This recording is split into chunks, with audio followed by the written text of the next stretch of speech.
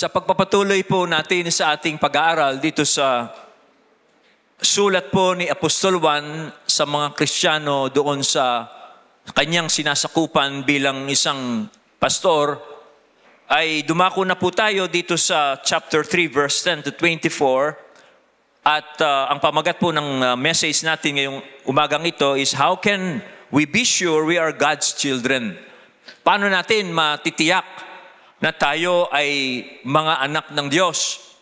Alam ho ninyo mga kapatid, ang assurance po ng ating relasyon sa Diyos ay dapat po ay ordinary experience ito, dahil ito ay pribilehyo ng lahat ng mananampalataya. Ang Diyos po gusto niya ang sino mang sumasampalataya kay Jesus ay maging panatag siya sa kanyang kaugnayan sa Diyos. Pero sa samangpalad po, marami ang mga Kristiyano sumasampalataya kay Kristo, namumuhay sila na hindi sila nakakatiyak. Meron pang agam-agam sa kanilang mga kalooban kung talagang anak sila ng Diyos. Kaya hayaan po ninyo ako mula doon sa binasa natin ngayong umaga, ay tingnan natin ano ba ang mga ebidensya sa isang Kristiyano, sa isang sumasampalataya kay Kristo, na siya nga ay anak ng Diyos. Ito po ay ayon kay Apostol John ito. Kasi si Apostle Paul naman, nagsulat siya sa Romans na ang Diyos daw, para tiyakin niya sa atin na tayo ay anak niya, ibinigay niya ang kanyang Espiritu sa atin. At ang Espiritu ang siyang nagpapatunay raw sa ating, ang Espiritu ng Diyos ang nagpapatunay sa ating Espiritu na tayo ay mga anak ng Diyos. Pero yun ang sinabi ni Pablo. So titingnan naman natin ngayon ay yung sinabi ni Apostol Juan dito po sa kanyang mga talata. Now, gusto ko pong ipaunawa sa inyo na ang relasyon po natin sa Diyos ay defined po yan, malalaman po yan batay sa regeneration, not creation. Hayaan po ninyong explain ko sa inyo ito, no? Our relationship with God is defined by regeneration, not creation. Ang marami pong tao, is true, na tayo po ay mga anak ng Diyos by creation. Totoo po yun. Tayo ay mga anak ng Diyos dahil nilikha niya tayo ayon sa kanyang sariling wangis. That is true. Pero pag dumating na po ang dahil po sa kasalanan, dahil po sa pagkakasala, ang tao po ay nasira yung kanyang relasyon sa Diyos na yon at pumanig siya sa dyablo. Okay, nung siya po ay magkasala, si Adan at si Eva, magkasala sila nga'y mga anak ng Diyos by creation, pero nung magkasala sila, ay pumanig na po sila sa dyablo, hindi na sila sumusunod sa Diyos. At tayo po ay namana natin yung ganong kalagayan. Now, kaya, kailangan po para mabalik uli yung ating relasyon sa Diyos, kailangan ng regeneration, kapanganakang muli. Okay? Kailangan nating maranasan ng kapanganakang muli para maging anak tayo ng Diyos by regeneration, not only by creation.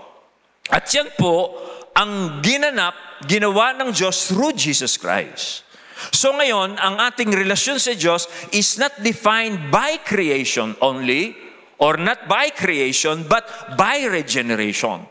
Sabi ng Panginoon sa Kristo, if you are born again, you are a child of God.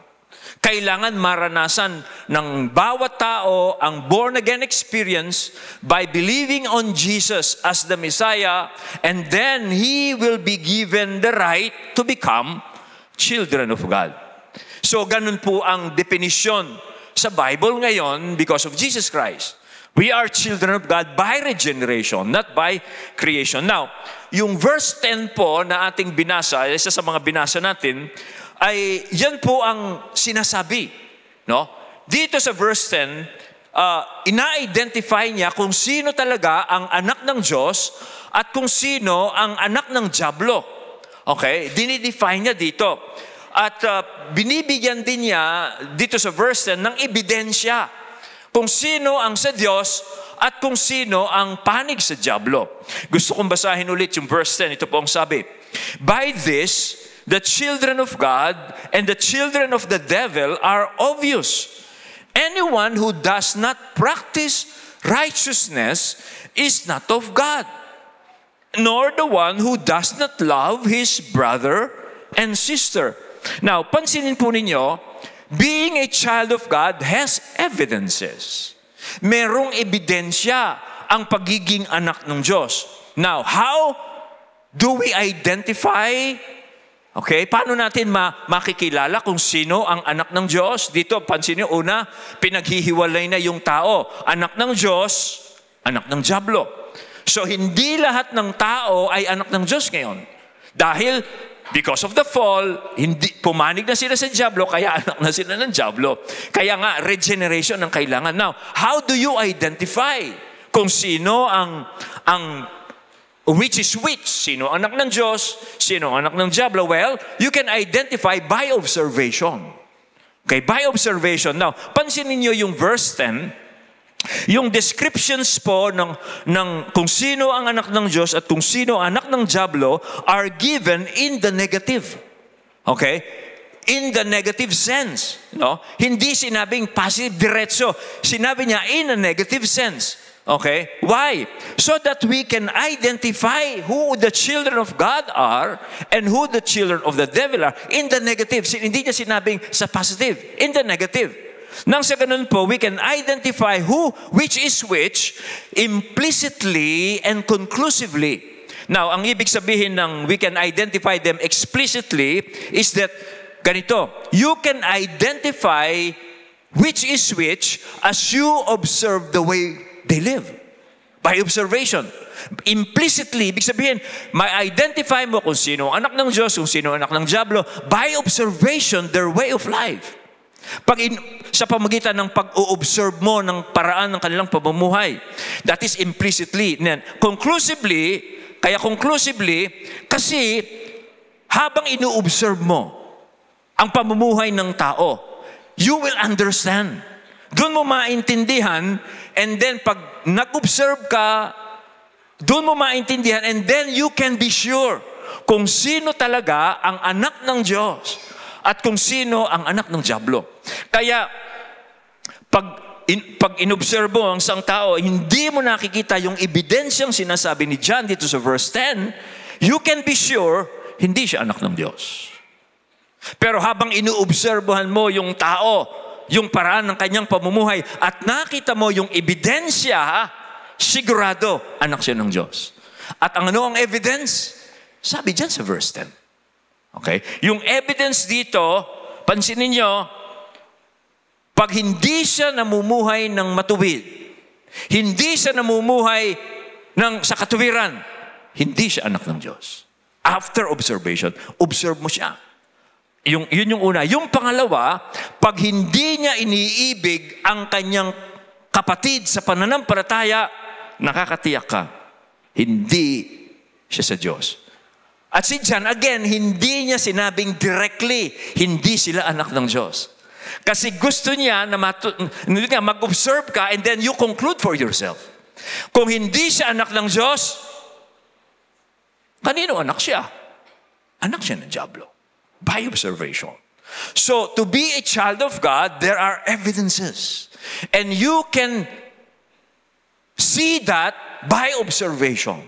By observation. So, which is more sure. Okay, now, last time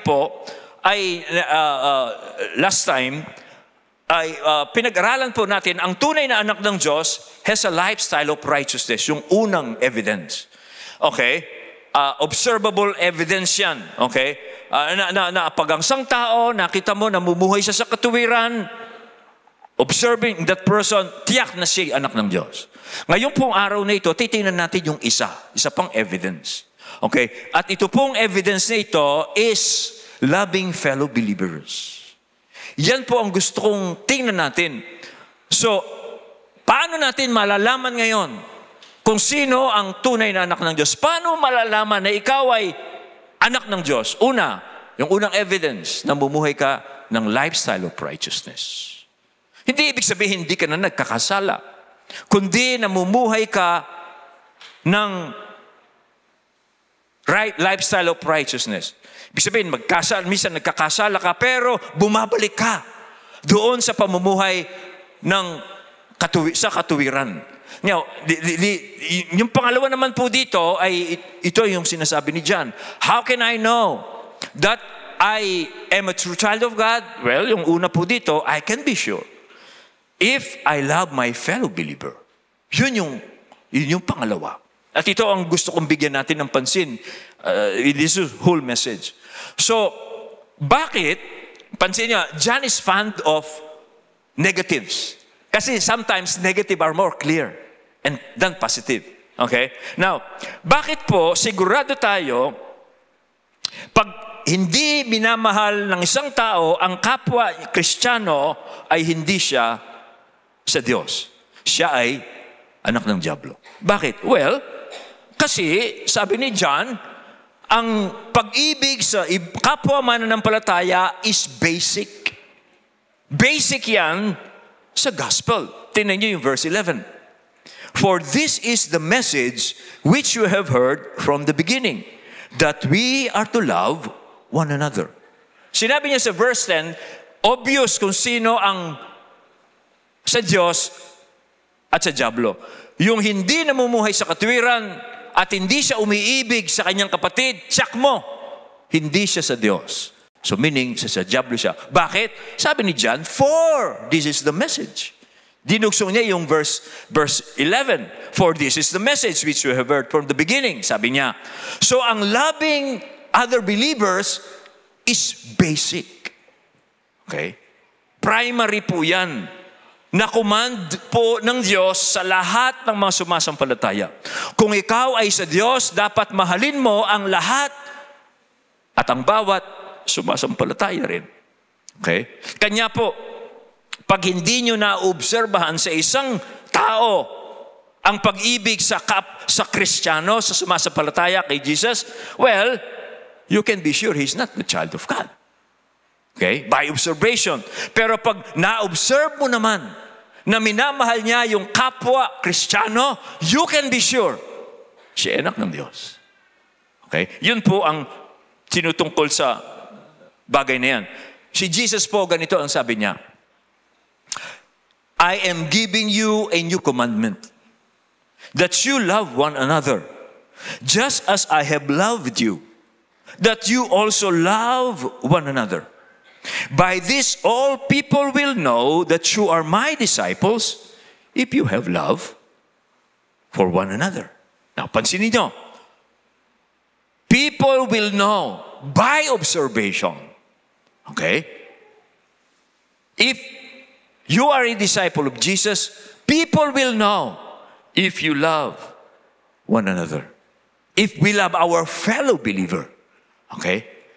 If you love other Christians, that is, sabi ni Jesus, the mark that you are a disciple of Jesus. You are loving your fellow believer. Okay? Kanya po, maybe I could ask you, nararamdaman mo ba ito? Okay? Nararanasan mo ba ito? Meron ka bang pag-ibig sa kapwa Kristiyano? Kung nararamdaman mo, kung meron ka nito, pag-ibig sa ibang mananampalataya, you can be sure you are a child of God. Okay? So now, para po magbigay ng example si John, again, negative itong example niya, binanggit po niya yung kaso ni Cain. Okay? Binanggit niya yung kaso ni Cain. Now, tulad po sinabi ko sa inyo, John, the Apostle John is fond of negative statements. Kasi nga po, there are times that negative statements are more powerful and clear than positive. Now, si Cain, ito po ang panganay na anak ni Adan at ni Eva. Okay, sa Genesis, mabasa natin. Sinabi niya, si Cain daw po, hinalimbawa niya kasi si Cain, hindi niya iniibig yung kanyang kapatid, na si Abel. Okay? At dahil hindi niya iniibig yung kanyang kapatid, pinapakita ni Cain na hindi siya anak ng Diyos. Hindi siya sa Diyos. Sabi sa verse 12, love one another, sabi niya, verse 12, not as Cain, who was of the evil one and murdered his brother. And for what reason did he murder him? Because his own deeds were evil, but his brothers were righteous. Now, dalawang katangian po ng mga anak ng Diyos ang wala kay Cain. Dalawang katangian. Ano yung dalawang katangian? Righteous life, loving other Christians. Wala yan kay Cain. Okay? Now, ito pong dalawang evidences na ito are complementary. Okay? Ibig sabihin, pag ang isang tao nagpa-practice siya ng righteousness, mamahalin din niya yung nagpa-practice ng righteousness. They are complementary. Pero pag ang isang tao, hindi siya namumuhay sa katuwiran, kamumuhian niya yung mga gumagawa ng katuwiran. Okay? So, yung pong dalawang evidences, righteous living and loving other Christians, these two evidences are complementary. Hindi pwedeng sumusunod ako sa Diyos, sa kalooban ng Diyos, kinamumuhian ko naman yung anak ng Diyos. Hindi pwede yun. Okay? Kung ako ay gumagawa ng katuwiran, natural lang na mamahalin ko yung kapatid kong alam kong na born again siya at gumagawa rin siya ng katuwiran. Okay? At baligtad, tama rin. Okay? Pag hindi ako gumagawa ng katuwiran, okay? Hindi ko rin mamahalin yung mga, in fact, kakainisan ko yung gumagawa ng katuwiran. Yan ang kaso ni Cain. Kaya sabi ni Apostle John, not like Cain. Okay? Kasi si Cain nga, hindi niya maibig yung kanyang kapatid. In fact, he hated him so much that he murdered him. Okay? Why? Because his deeds were evil. And his brothers were righteous. Okay? Kaya pinatay niya yung kanyang kapatid at hindi niya mamahal, hindi niya kayang mahalin si Abel kasi yung kanyang ginagawa ay masama. At tuwing nakikita niya yung pamumuhay ni Abel na matuwid sa harapan ng Diyos, he hated him for that. Dahil nare-rebuke yung kanyang masamang pamumuhay. Okay? Now, gusto ho ba ninyong malaman kung sino ang tunay na anak ng Diyos? Gusto niyo bang malaman kung ikaw ay anak ng Diyos? Well, kailangan ikaw mismo nagpa-practice ng righteousness. Ginagawa mo yung katungkulan mo sa Diyos. And then, you will be delighted to see others doing righteousness. Doon mo malalaman na ikaw ay anak ng Diyos. Gumagawa ka ng katuwiran, bagamat hindi perfect. At dahil doon, natutuwa ka rin doon sa nagsisikap, sundin din ng Diyos. Yan ang proof na ikaw ay sa Diyos. Okay? Now, alam mo ninyo kung bakit po ganito? Kasi po yung mga unbelievers, they don't like believers around. Ayaw po kasi ng mga hindi sumasampalataya, unbelievers, ang mga believers. Okay? Because, hindi man po nagsasalita yung mga believers, yung mga unbelievers, somewhat parang nare-rebuke sila sa kanilang pamumuhay. At doon mo malalaman kung ikaw ay anak ng Diyos. Okay? Okay? At doon mo malalaman kung sino ang hindi anak ng Diyos. Unbelievers po kasi they don't. Nararamdaman kasi nila, yung mga unbelievers, nararamdaman nila yung mga believers nare-rebuke ng mga believers. Bagamat yung mga believers hindi nagsasalita. Okay? Kanya po yan ang evidence. Are you loving other Christians? And first, you are doing righteousness. Kasi po, ang isang ipinanganak na muli ng Diyos, mamahalin din niya ang ipinanganak na muli ng Diyos. Okay? If a person is born again, he will love those who are also born again. Okay? Napasa Bible po yan. Sabi sa chapter 5, verse 1, 1 John din. Everyone who believes that Jesus is the Christ has been born of God. And everyone who loves the Father loves the child born of Him.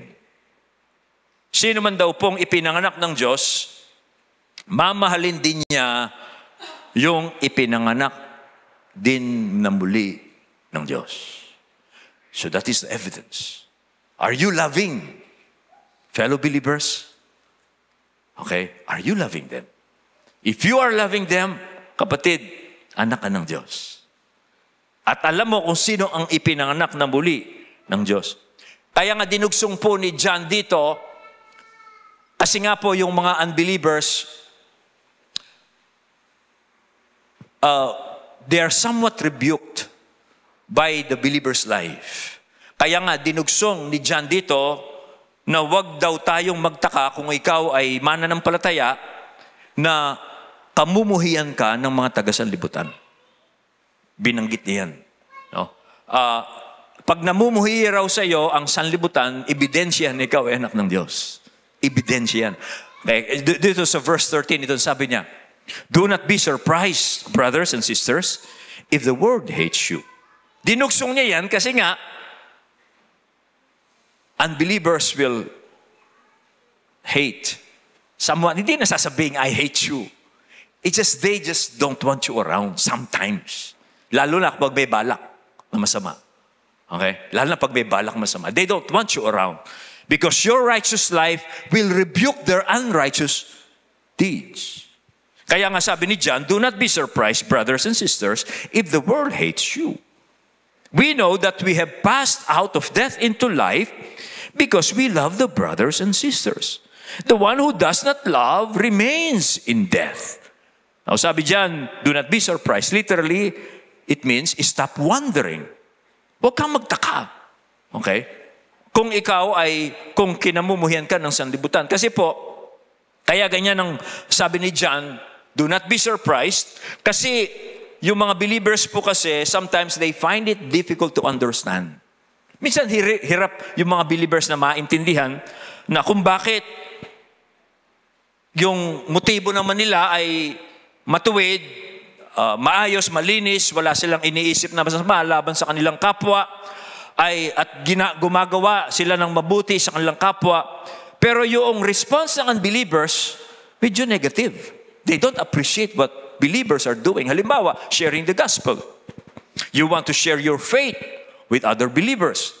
Okay? You want to share your experience with Jesus Christ. You want to share the gospel to them. Wala kang intensyon. You are giving them favor kasi sinishare mo yung mabuting balita ng kaligtasan. Pero anong response? Karaniwan ang matatanggap natin. Di ba? Minsan unfavorable. Minsan parang ayaw kanilang magsalita ng ganon. Minsan magtataka, hindi naman ako masamang tao, ganito, wala naman akong dalang sakit, nagsishare lang naman ako ng gospel. Why? Well, that is the reason.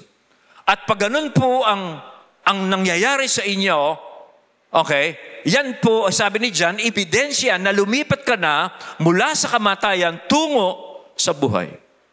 Wala ka na sa kamatayan. Ang magtaka ka pag if the world loves you. Magtaka ka pag iniibig ka ng sanlibutan. Dan ka magtaka. Paano kang iibigin ng sanlibutan kung sumusunod ka kay Jesus? Kung si Jesus po, hindi sa tinanggap ng mga tao at sanlibutan, ipinako siya sa krus. Now you are trying to make yourself lovable to other people, they will accept you. Well, look at Jesus. Kaya nga sabi ni John, huwag kayong magtaka if the world hates you. Magtaka kayo if the world loves you. Okay?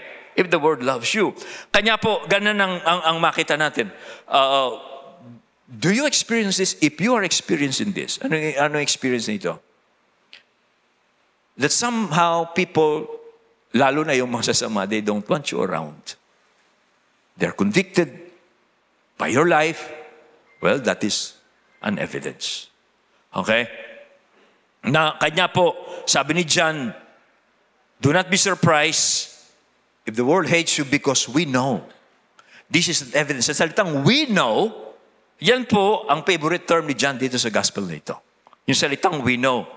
Ang ibig sabihin niyan, we know with certainty. So, wag kayong magugulumihanan. if the world hates you. Kasi that is an evidence. In fact, sabi ni John, the one who does not love remains in death. Pag hindi marunong umibig ang tao, lalong-lalo na doon sa gumagawa ng mabuti, ibig sabihin, hindi siya lumipat. Hindi siya lumipat mula sa kamatayan tungo sa buhay. Okay?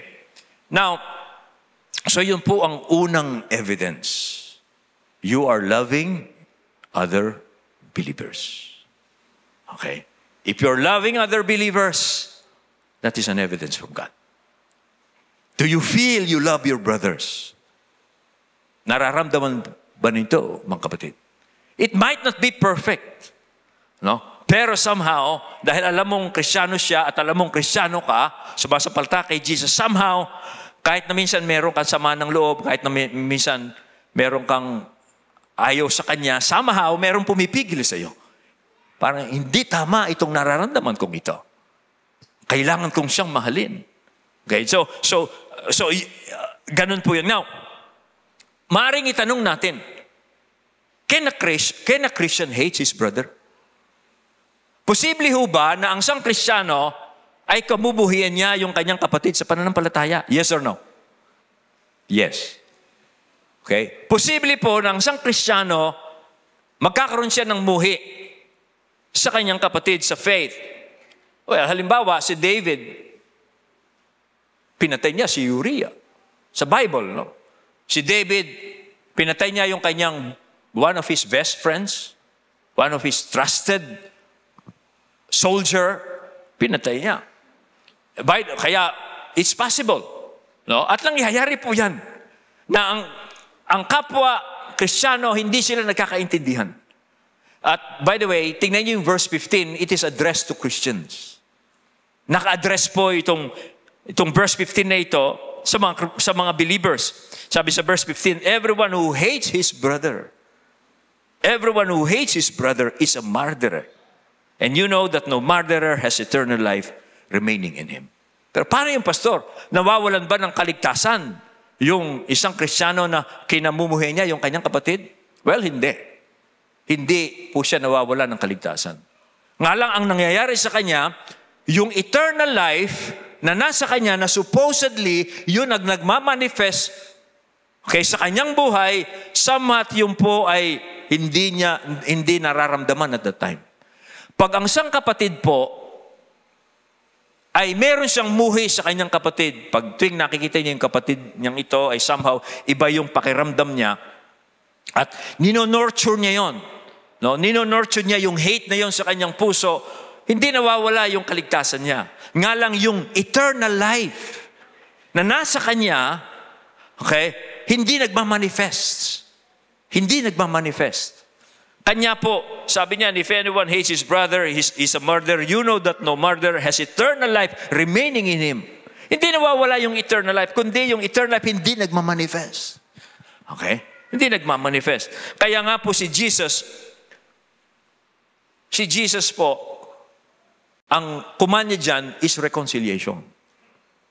And forgiveness. Forgiveness. Okay? Pag hindi ka marunong magpatawad sa iyong kapatid, hindi ka rin patatawarin ng inyong amang nasa langit. Kasi nga po, hindi nawawala yung salvation, yung fellowship lang natin sa Diyos ang nagagambala. Siya po ang nagagambala. If we have hate in our hearts toward other Christians. Kaya po si Jesus, He wants us to forgive and to reconcile. Okay? Kanya po yan makita natin dyan. So, evidence I love other Christians. Now, transition. Now, if our love for our brethren is the primary evidence that I am a child of God, what kind of love? Anong klaseng pag-ibig ito? And how can I show this love practically? Now, ang word po kasi, meron siyang sariling definition ng love. Okay? Kaya si John, dinefine niya kung ano ang love doon sa mga sumunod na talata. Okay? Ang word po kasi, meron siyang sariling inimbentong definition ng love At ang definition po ng world sa love ay hindi kaparehas ng uri ng pag-ibig na dapat mag-manifest sa mga anak ng Diyos. Ano ba ang world's definition of love? Well, physical and emotional attraction. Sometimes even lust. They call it love. Okay? That's how the world defined love. When there is physical, there is emotional attraction, they call it love, which is actually that is love. Pero that is not the kind of love that dapat nag-i-exist sa fellow Christians. Well, another definition is fondness, yung natutuwa tayo sa ating kapwa. And we call it love, but that is not the kind of love. Okay? That the Bible is talking about. Another thing is friendships. No? And the other thing is love for our loved ones, yung pagmamahal natin sa mga minamahal natin. That is also love, but they are not the love that dapat nagmamanifest atin between each other Christians. No? So how does John define love? Well, sa verse 16, ito po sabi niya, we know love by this, okay, that He laid down His life for us. We ought to lay down our lives for our brothers and sisters. Now, tingnan po niyo yung sabi niya, we know love by this. Para sinasabi niya, this is the standard of love. Ito ang standard ng love. We arrive at the definition of love by this. Well, ito ang standard. And who set the standard? Not the world. Jesus set the standard. Si Jesus po ang nag-set ng standard ng love na ito. How did He set the standard? Well, sabi dyan, He laid down His life for us. And so, we ought to lay down our lives for the brothers and sisters. So, Jesus set the standard. That is the definition of love. Okay? So, because of that, we are obligated. That is the kind of love that we should show. Okay? Kaya po, gusto niyo bang malaman kung anong klaseng pag-ibig ang dapat nating i-practice sa isa't isa? Okay? We should always remember the historical event of Jesus. Doon mo malalaman kung ano ang love. Alalahanin natin yung nangyari kay Jesus at ginawa ni Jesus para sa atin. Hindi po natin maintindihan ng love by intuition. No? Hindi mo maintindihan kung ano ang love by just grasping an idea. Natulog ka, pagkagising mo, ito pala yung love. You cannot know love by that. You can only define the love that God wants from us to manifest to each other by remembering the historical event of Jesus. What is that? Ano po yung love na yon? Jesus, who was the Son of God, became man. Jesus, the Messiah, the love of God, the love of the Father, the Messiah, became man. And when He became man, He laid down His life for us. That is love. Hindi po ninyo maintindihan yan by just reasoning. You have to go back to that event. No? Kaya po si John, yan ang sinabi niyang definition of love. Ito naman ang sabi ni Jesus, this is my commandment, that you love one another, just as I have loved you. Greater love has no one than this, that a person will lay down his life for his friends. Yun ang sabi ni Jesus. That's what He did. Greater love has no one than this, that a person will lay down his life for his friends. That is love. God's standard. Okay. Now, pansinin nyo, this is the opposite of what Cain did. Ito po ang kabaliktaran na ginawa ni Cain. Si Cain, he did not love his brother. He killed Cain. Why? Because he was Cain was only thinking of himself. Ang iniisip lang ni Cain yung kanyang sarili. Kaya pinatay niya yung kanyang kapatid. Sarili lang niya, iniisip niya. Okay? Yun po ang... Kaya ang point po ni John dito, ito ang point ni John dito. If you know this love of Jesus by experience, this is the kind of love we ought to love our brothers. Okay? So, what is the evidence? Okay, if I love Jesus' kind of love, that is the evidence. Yun ang klase ng pag-ibig. Okay? Now, ano yun po yung Jesus' kind of love? He is willing to sacrifice for others. Yun po ang susunod kong PowerPoint. Hindi nakasunod sa taas. Ayan, hindi niya kasunod. Okay. So, again, you and I can only display this kind of love, sacrificing for other believers, if you have experienced it yourself. Hindi mo kasi maipapakita ito kung di mo na-experience. Kaya sabi ni John, this is love. This is how we define love. Jesus laid down His life for us, so we ought to lay down our lives. So if you know this by experience, if you know that Jesus died for you, and then you believe it, that Jesus laid down His life for you, and then you know it by experience, now you are a debtor. May utang ka ngayon. Kung naintindihan mo yan, minahal ka ni Jesus, pinatawad ang iyong kasalanan. Okay? Gaano man karumi yung kasalanan mo, pinatawad ka niya because He laid down His life for you. Tinanggap mo yung kapatawaran niya. And then now, anong nangyayari? You ought to lay down your life for your brother. You became a debtor. Nagkautang ka ngayon. Nagkautang ako ngayon. Nang bawat kapatid ko, dapat mamahalin ko sila tulad na tinanggap kong pagmamahal ni Kristo. That's the kind of love. Okay? Kanya po, mga kapatid,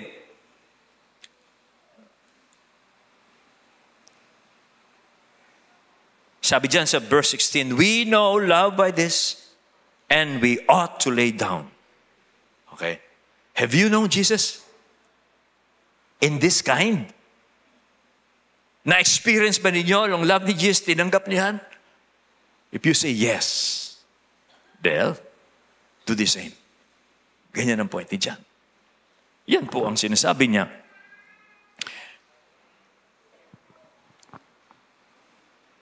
Now, we love other Christians not because they are perfect. Kasi hindi natin sila mamahalin dahil sila'y perfect. Okay? Ganun po ang ginawa sa atin ni Jesus. Hindi tayo perfect, pero we receive His love. Kaya sabi ni Jesus, love them as I have loved you. Love them as I have loved you. Okay? Kaya kahit na alam natin, hindi perfect yung kapatid natin, pipilitin natin silang mahalin. Kasi ganun tayo minahal ni Jesus. No? If you find hard, kung medyo nahihirapan po kayong mahalin ng kapwa nyo mananampalataya, kasi meron siyang mga angst, yung mga tipong ayaw nyo, the way he says things, the way he dress, offends you. Well, just remember, you also have your own angst. At Jesus loved you. Same thing. Same thing. Kung nahihirapan po kayo, ganun. No? Isipin nyo, marami rin kayong kaartihan. Pero minahamahal kayo ni Jesus.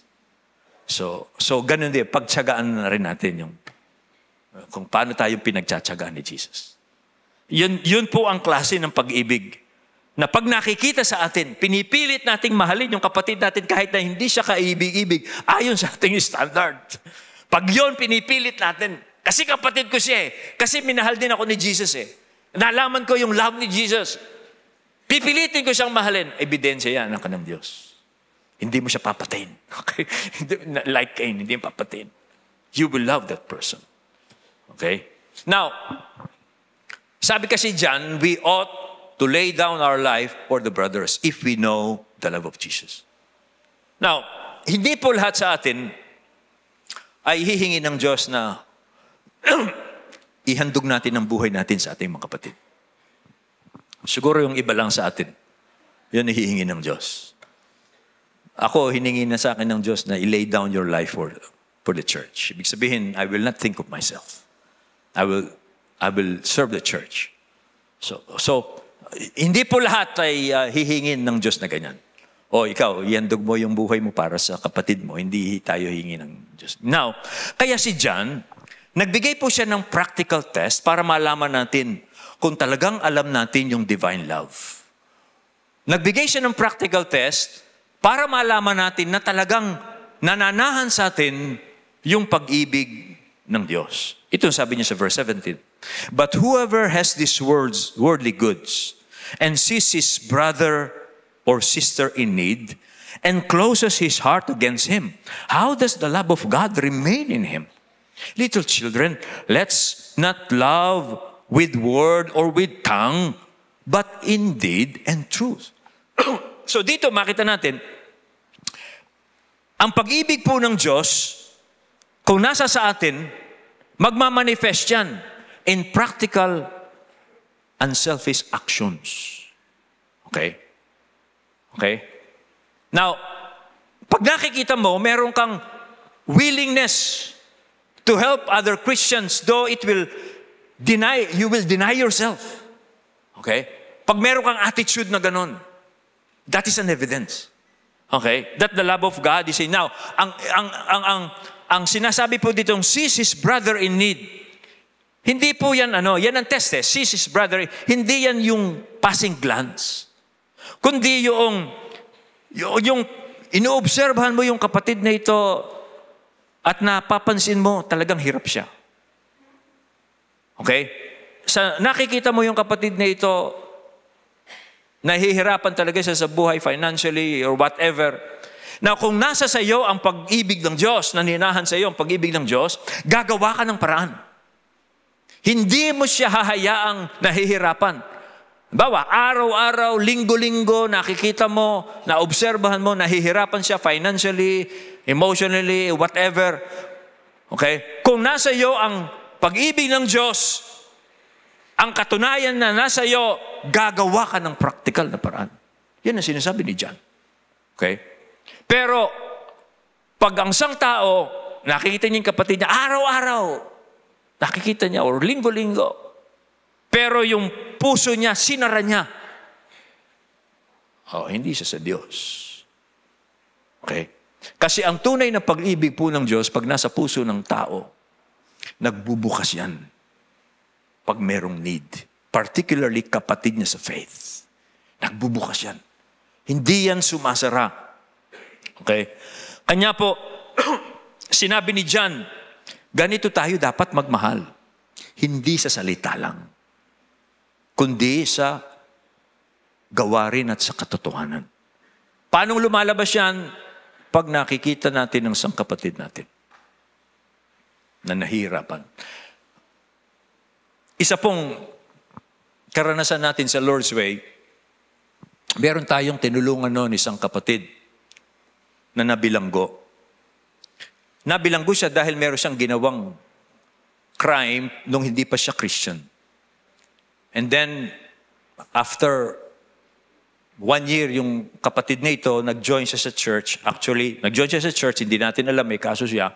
After a year sa Lord's Way, nakakilala siya sa Panginoon, dinampot siya ng mga pulis. At dinala siya, dahil minor de edad siya, dinala po siya sa yung mga kulungan ng mga minor de edad.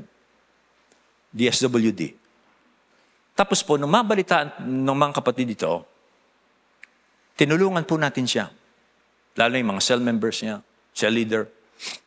Tinulungan po yan. Yung bata, sabi niya, Pastor, huwag niyo na akong dalawin. I deserve this. Ginawa ko naman talaga yung crime.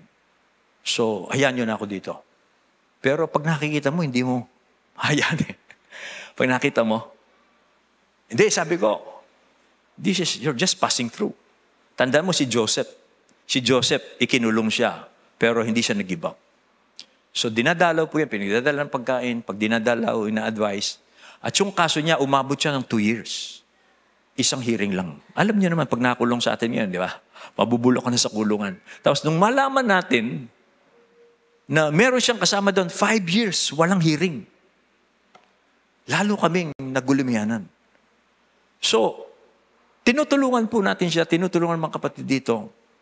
Ang point ko dito, una, hindi mo maatim pag ikaw anak ka ng Diyos, hindi mo maatim na nakita mo yung kapatid mong ganun. Hindi mo maisasara yung puso mo. Now, some people, they don't understand. Kasi actually pinyansahan po yung kapatid niya hanggang sa nakalabas. Ang ano is 20,000. Una, 100,000 ang hinihiling hanggang sa nalaman namin, pwede palang through insurance, pababay ng 20,000. So, nung pong hanggang 20,000 na lang yung piyansa, nag-ipon-ipon po ng pera ng mga kapatid natin dito. Tapos, yung pinyansa siya. Tapos, ang ano nito, yung reaksyon ng mga tao. Sino ba yan? Pamilya ba niya yan? Kamag-anak niyo ba yan? At nalaman nilang hindi namin kamag-anak. Hindi natin kamag-anak. It's just because he's a brother. That's the point. Kung nasa iyo ang pag-ibig ng Diyos, you see a brother in need. If the love of God is there, your heart will be open. That is an evidence. Evidence na nasa iyo ang pag-ibig ng Diyos. And lastly, kung nasa iyo ang pag-ibig na ito, tulad ng pag-ibig ni Kristo, willing mag-sacrifice, willing to go out of your way, pag nakita mo ang kapatid mo sa pananampalataya, what does this love assures us? This is the last point of the message. If you have this kind of love, Jesus' love, it will assure you of your relationship with God. Okay. Una, yung standing mo sa harapan ng Diyos. Tingnan niyo sabi ni John. We will know by this. Ano yung we will know by this? If you have Jesus' kind of love. We will know by this that we are of the truth and will set our heart at ease before Him. That if our heart condemns us, that God is greater than our heart. And He knows all things. Isa pong assurance ng relationship natin sa Diyos. Tulad sinabi ko sa inyo, ito po ay ordinary privilege ng every believer. God wants us to be assured na tayo ay anak niya. Pero minsan, because of our failures, because of our shortcomings, meron pong mga pagkakataon, we feel insecure of our relationship with God. How do you solve that? I myself, meron pong time na minsan, because of my shortcomings, because of my sin, because of my failures, sometimes I have those insecurity. Now, ano ang message ni John? Ang message ni John, ang sinasabi niya dito, kung yung time na dumadating sa atin because of our sin and shortcomings and failures, we are insecure of our relationship with God, our heart is condemning us, yun sinasabi niya, tandaan niyo, God is greater than our hearts. Kung you have this kind of love that Jesus have, if you have this kind of love, if your heart condemns you, rest assured, God is greater than your heart. Sabi niya, kung ito yung pag-ibig na ito, parang hindi ko nadadrive, no? Nadadrive ko ba? Okay. If our heart condemns us because of sin, that is not the important thing. The important thing is God knows our hearts. There are times, mga kapatid, you will feel insecure. because of your failures. Now, how can you rest? Paano po magpapahinga yung puso natin when our heart condemns us? Well, sabi ni John, let us remember God is greater than our hearts. And He knows all things. If we have this Jesus kind of love in our heart, though our heart condemns us because of our failure sometimes, let us rest. God knows our hearts. Yun ang sinasabi ni John. Naintindihan po ninyo ako. I'm trying to convey this kasi I want to give comfort. And this is also comfort to me. Ano? If you have this Jesus kind of love, sabi ni John, and your heart condemns you sometimes because of your sin, tandaan mo, God is greater than your heart. And He knows all things. So, rest assured. Okay? Parang si Peter. Si Peter, he failed Jesus thrice. Si Peter, dininay niya si Jesus 3 times. Then, si Jesus, para encourage niya si Peter, nung nabuhay siyang muli, kinonfront niya si Peter. Tinanong si Peter 3 times, do you love me? Kasi 3 times yung dinanay si Jesus ni Peter si Jesus. Kaya tinanong ni Jesus si Peter, 3 times do you love me? Ano yung sagot ni Peter?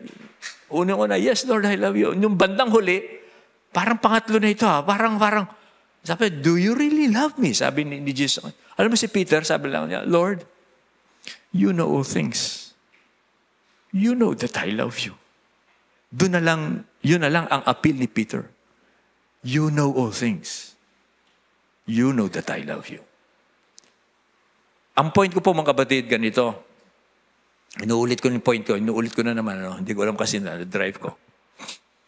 There are times you feel insecure because of your failures. But, sabi ni John, kung nararamdaman mo at nararanasan mo at ginagawa mo at nagawa mo na yung unselfish love mo for your brothers, you can rest assured. You are a child of God. Despite of your failures. Despite of your failures. So in conclusion po mga kapatid, meron pa pala isa. And sabi niya sa verse 21, Beloved, if our heart does not condemn us, we have confidence before God. From condemnation to confidence. Okay? And whatever we ask, we receive from Him because we keep His commandments and do the things that are pleasing in His sight. This is His commandment, that we believe in the name of His Son, Jesus Christ, and love one another just as He loved us. From condemnation to assurance. Assurance that we can go to God in prayer and He will answer. And He will answer us. He will listen to us. God will listen to us. Okay, because we believe on Jesus. And we love our brothers. Now, pansin nyo again, magkasama yan. Faith and love. Laging magkasama yan. And we do the things that pleases God.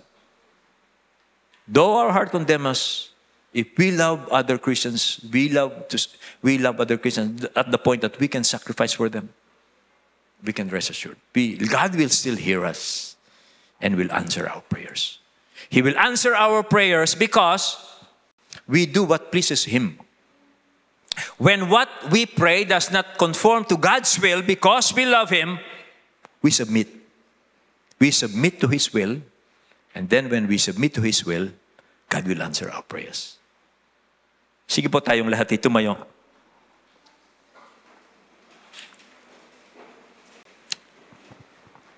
Mga kapatid, ang pag-ibig po natin sa ating kapwa mananampalataya, ito po ang assurance mula sa Diyos na tayo'y mga anak niya. If you feel this, you are practicing it, you are the child of God. When you fail, sometimes we fail, and our heart condemns us, tandaan nyo, God knows our hearts. Okay? Para po sa mga unbelievers, hindi pa kayo sumasampalataya kay Jesus. Ang tanong ko po, have you know the love of Christ? Alam po ba ninyo, naranasan ninyo, nalaman ninyo by experience yung pag-ibig ni Kristo? Na si Kristo po ay inalay niya ang kanyang sarili para sa kasalanan. Have you known this by experience? If not, I want to challenge you, believe in the name of Jesus. Believe in the name of Jesus Christ. Believe in Him, that He is the Savior. And then God will send His Holy Spirit in your heart. And then, when the Holy Spirit is in your heart, you will have this love for other believers. Kaya po, may God bless you. May you believe on Jesus Christ as the Savior. Aming Amang Diyos, salamat po sa pag-ibig na meron kami na galing sa iyo. Sa pamamagitan ng iyong Espiritu, tinanggap po namin ng kapahayagan ng iyong pag-ibig. At ang pag-ibig na ito, ang siyang inuutos niyo sa aming gamitin namin sa pag-ibig namin sa aming kapatid sa pananampalataya. At salamat, ang pag-ibig namin sa kapwa mananampalataya, ang ebidensya na kami ay sa iyo. Lumipat na kami mula sa kamatayan at nananatili kami sa buhay ngayon. At aming Diyos, panalangin kong patuloy naming ipakita ang pag-ibig na ito sa aming kapwa kapatid. Panalangin ko pong ito ang maging basis o ito ang maging standard ng aming pag-ibig sa aming kapatid. Hindi perfect ang aming mga kapatid, pero inuutusan nyo kaming mahalin sila even up to the point na maaari kami mag-sacrifice. Kasi ganun po ninyo kami minahal through Jesus.